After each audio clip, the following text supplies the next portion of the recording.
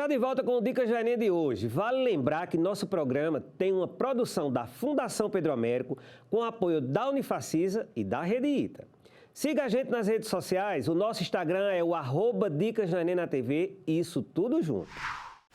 E encerrando o programa de hoje, quem volta é Tarcísio Meirelles, professor de Biologia. Bora para a aula!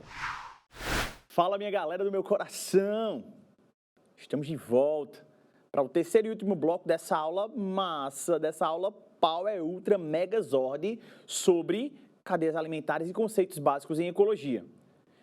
Sei que você não perdeu os dois blocos anteriores, né? Que você está ligado aí, né? Construindo um conceito, já estabelecendo as conexões entre as outras áreas, entre os outros conteúdos de biologia que você já estudou, que você já revisou. A gente viu no bloco anterior um pouquinho sobre as cadeias alimentares, os níveis tróficos, quem é consumidor, quem é produtor, quem é decompositor, o que é que cada um faz. Seguindo a regra, a gente sabe que, né, nada na vida é tão fácil que não possa ficar mais difícil. Então, as cadeias alimentares conseguem sofrer um aumento da complexidade quando elas são sobrepostas. Daí, galera, esse é o momento de você respirar fundo, certo? Dar aquela alinhada nos chakras e seguir. Olha só esse emaranhado de coisa aqui. Tu bate com a tua vista num negócio desse, tu endoidece. Mas não se preocupe não, que eu vou lhe libertar nesse momento. Quando eu tenho a análise do ecossistema de um modo geral, eu compreendo que eu não tenho apenas uma cadeia alimentar. Eu tenho várias cadeias possíveis. Por exemplo, aqui eu tenho plantas, flores, sementes e frutos. Dependendo do tipo, né, outra espécie se alimentará. Então, quem se alimenta desses componentes primordiais são ratos, gafanhotos, tartarugas terrestres, certo? Um poiquinho aqui, certo?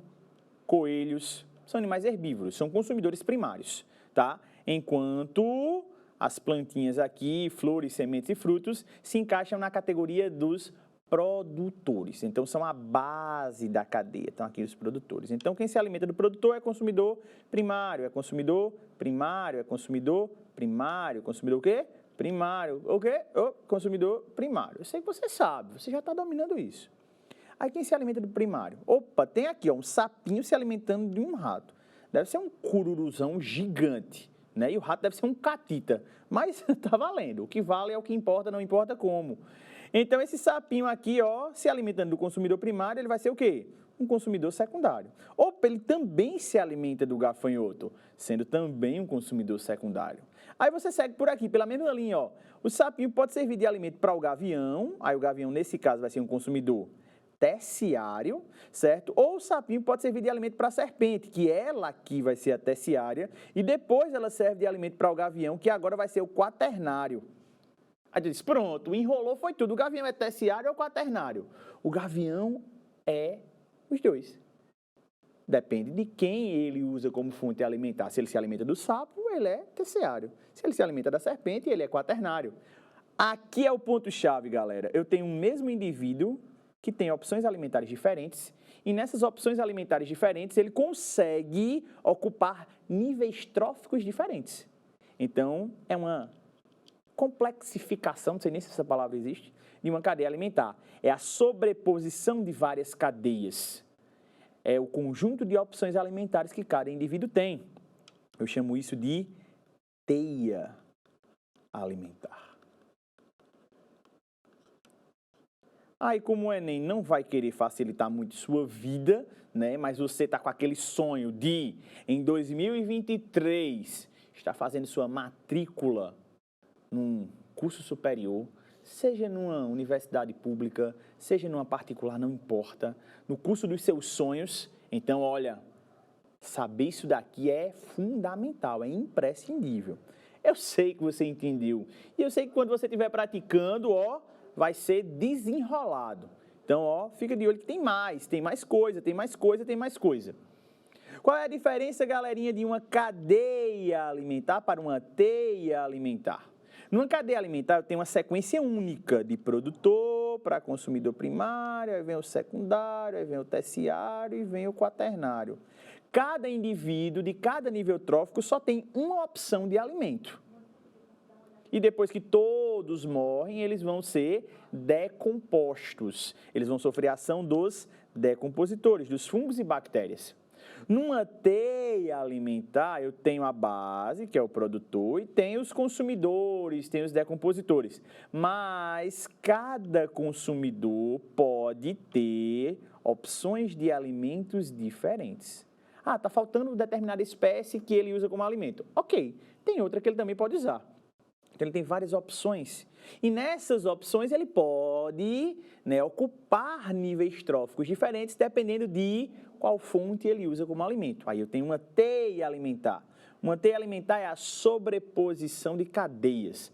Num conceito bem rasteiro, você diria, é o conjunto de cadeias alimentares de um mesmo ecossistema. Uma teia alimentar. Beleza? Agora você sabe. Só que, ao longo da cadeia alimentar, qual é o objetivo? O objetivo é que sejam passados nutrientes do produtor até os decompositores. Só que nessa resenha de passagem do alimento dos produtores em direção aos decompositores, sempre parte dos nutrientes fica no indivíduo e um pouco é que vai passar para o próximo nível trófico. Vamos analisar aqui. O Sol é a fonte de energia básica para a vida no planeta Terra. O Sol, né, a energia luminosa, é captada pelos produtores fotossintetizantes. Ó, o prefixo foto quer dizer luz. Síntese quer dizer produção. Então, é a produção a partir da luz. Produção de quê, Tarcísio? Produção de matéria orgânica. Nunca esqueça disso. Então, o produtorzinho vai lá, absorve a energia do Sol, a luz, vai usar essa luz como base energética para síntese, né, para produção de matéria orgânica. Daí, essa matéria orgânica produzida aqui vai ser usada para manter este produtor vivo e o resto que ele não utilizar, ele guarda em tecidos de reserva. Daí é essa sobra que vai passar para a próxima categoria, que é o consumidor primário, que vai seguir o mesmo princípio. Ele vai absorver uma parte e usar para se manter vivo, e o que sobra, ele passa para o próximo, né, quando ele morre e serve de alimento para o próximo, né, que no caso é o consumidor secundário. Então, perceba que sempre vai haver um uso da matéria orgânica pelo indivíduo, o armazenamento do excedente e a passagem do excedente para o próximo nível trófico. Sempre nesse sentido, sempre nesse fluxo, que eu vou chamar de fluxo de energia. O fluxo de energia em uma cadeia alimentar vai sempre do produtor em direção aos consumidores. Sempre do produtor em direção aos consumidores. Sempre o maior nível de energia está no produtor e o menor nível de energia está no último consumidor. Decompositor não entra nesse fluxo energético, porque, não nesse modo de interpretar, porque o fluxo de energia ele vai ser unidirecional, certo? E como os decompositores se alimentam de todas as categorias, então eles obtêm energia de todos os níveis tróficos. Então eles não seguem a ideia da unidirecionalidade da energia. Então a energia vai ser sempre unidirecional, o fluxo de energia sempre unidirecional e decrescente. Tarcísio, por que decrescente? Porque cada nível trófico tem um conjunto de energia, né, um nível de energia menor do que o nível trófico anterior, porque rola dissipação de energia na forma de calor, na forma de perdas nutricionais. Existem várias ideias, existem vários princípios de perda de calor, né? Da mesma forma que uma máquina térmica que você vê em física, ela não tem um rendimento de 100%, um organismo vivo também não tem. Ele deve ser otimizado ao máximo, mas ele não vai ter um rendimento de 100%. né? Parte da energia se perde, parte da energia é dissipada. E o que sobra é o que vai passar para o próximo nível. Beleza? Compreendeu aí? Eu sei que são conceitos complexos, que envolvem física, que envolvem química, mas a gente precisa conseguir estabelecer essas relações, tá? Então, eu consigo entender, ó, que a energia luminosa, eu posso representar o fluxo de energia por uma outra imagem gráfica, nesse caso aqui uma pirâmidezinha, certo? Eu tenho a base, a energia luminosa, né, do Sol, tá? Aí os produtores, que são os primeiros indivíduos, absorvem essa energia e usam para produzir matéria orgânica. Tá aqui a quantidade de energia armazenada, ó, na massa orgânica do indivíduo. 20 mil quilocalorias por metro quadrado por ano. Aí uma parte dessa energia fica para ele, usada pelo produtor, e o resto vai passar, ó, para o consumidor primário. Mas uma quantidade menor, aqui no caso, ó, do exemplo, 2.000 quilocalorias por metro quadrado por ano.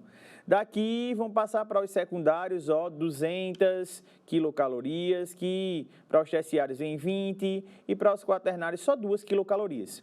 Então perceba que a quantidade de energia é menor no consumidor quaternário do que no produtor. Olha a diferença.